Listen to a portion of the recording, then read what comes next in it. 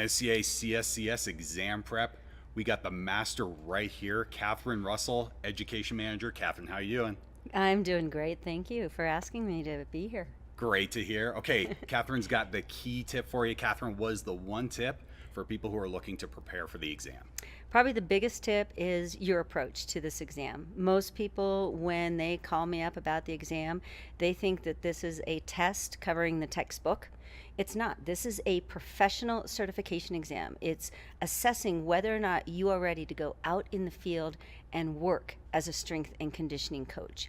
So if you look at it as memorization of a textbook, you're probably going to have a greater chance of failing the exam. I know people don't want to hear that, but this exam looks at application and analysis. You're needing to apply and analyze situations that are provided to you, and that doesn't come from memorization of the information.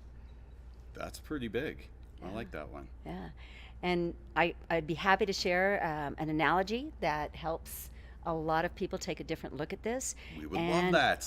Okay. Yeah, please hook us up. I have fun with this analogy, and it's basically if you decided you were going to write a book, and if we're going to write a book, we want it to be on the best-selling list.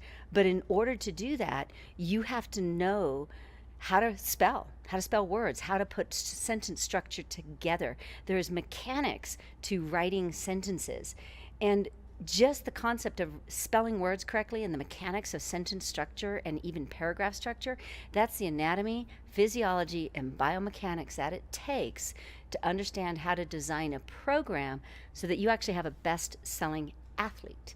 We're developing programs so that the athlete can excel at the highest level, and that's no different than trying to write a book as a bestseller. I love that. Fantastic analogy. Best-selling athlete. Building on the foundations. We may not even recognize those foundations, but they're there, and we need to build off them. Yeah, and so every book differs. When you're writing those paragraphs, you have to engage an audience. You have to engage a reader.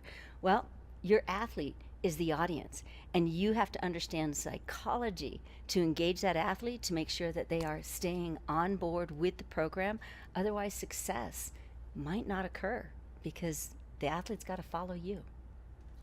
Love it. Great stuff from the master herself, Kathryn Russell. Kathryn, thank you so much. You're welcome.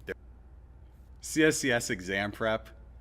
One key tip. We are out of here. Thanks for watching.